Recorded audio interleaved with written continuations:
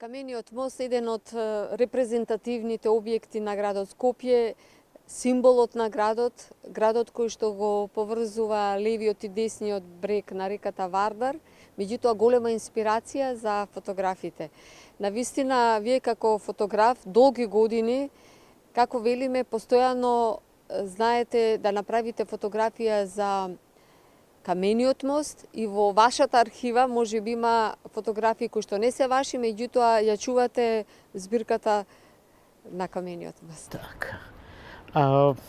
По Камениот мост, за разлика од другите мостови кои се направени заради градовите, имам едно чувство дека Скопје е изградено поради Камениот мост. Зошто? Уште во оној ран среден век, сите патишта воделе преку него. Дали за Солун, дали за Драч. Ние забораваме дека најголем дел од транспортот бил со каравани. А караванските патишта оделе преку планините, не оделе по долините, така да караванскиот пат за Драч, а со коњи се одело ден и пол, одел на Нерези горе. И ако погледнете мостот, усмерен е натака. А караванскиот пат за Србија и за Косово идел горе на Скопска Црна Гора, Бутел, Бродец, па горе на Кодра Фура, дали ќе се спушти во Косово или ќе се спушти во Прешево, не е битно. И од таа страна градот тука расна на тој правец. Камениот мост е единствен камен мост скоро до Солун. Имало мостови во Велес, и затоа се Велес го нарекувале ќупурли, ама тоа биле дрвени мостови. А кога ќе полуди Вардар, дрвените мостови, кои што беше овдека дрвеното мостче, ќе ги однесе. Значи, тоа е и од стратешка, и од естетска гледна точка, исклучителен објект. Навистина исклучителен објект и многу често имало дури расправи, дискусии за датирањето, од кога датира, од кога постои Камениот мост, меѓутоа нешто што е уште може би поважно, неговото обстојување до ден денес и навистина многу приказни, многу легенди се врзани за Камениот мост. Најважните легенди за Скопје се тука, околу Камениот мост. И сега да не кажуваме, немаме време. Меѓутоа, Камениот мост е тука направен, бидејќи ридот, синклиналата на кај што е Кале, полека се спушта према Вардар и тука Вардар бил приток и бил лесен за прегазување. И не случајно, тука воделе патиштата, а раскрсницата била Битпазар. Тука сите патишта се, како звезда една, влагале и излагале од Битпазар. И затоа, и во средниот век, и во новиот век, Камениот мост бил најважна точка. Посебно ние што зборуваме за Камениот мост, за неговата преработка, така да кажам, ставањето на ограда што Скопјанија сака. Е резултат на железницата, бидејќи стане он претесен, потребна е пешачка патека, и од двете страни они ја прошируваат. Што подоцна при реконструкцијата, тоа беше скапано железо и мораше се тргне. И Скопјани тоа не го знаева. Од естетска гледна точка, ако седнеме од фотографска точка да гледаме, Камениот мост секогаш бил репер на Скопје. Затоа не случајно, уште после Балканските војни, во првиот грб на Скопје ставен Камениот мост. Камениот мост и Кале, тоа е приказна за зародишот на градот. Подоцна тој мост беше главен, ама бидејќи беше претесен, новото Скопје требаше да си направат нови мостови, затоа се вика нов мост, оној кај Холидей Ин.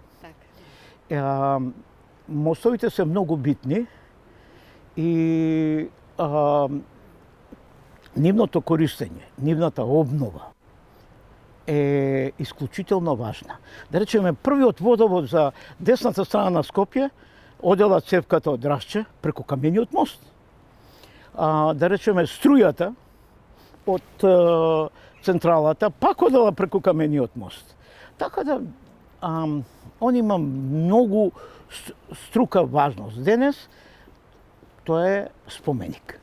Во буквална смисла на зборот. Споменик на културата, меѓутоа, навистина сте учествувале покрај фотографски, меѓутоа сте и сведок на тогашен Републички завод за заштита на спомениците. Знам дека знаете, бидејќи во тие разговори со архитекти и со градежници, и со фотографирањето, што може нешто да кажеме што навистина јавноста не го знае? Прво, мостот има 7 фази на градба. Што значи ние не можеме точно да кажеме ова е од времето на Душан, од времето на османлиите. Тој е фактички мост на градот. Тоа е прва работа. Втора работа, внатре стопите на мостот се шупливи, празни. Зашто тоа се 3 џида се дигаат, се прави свод и преку него оди патеката. Трета работа, ова што има една така расправа дали е она стражара или е михраб, што го викаат муслиманите, место за молење.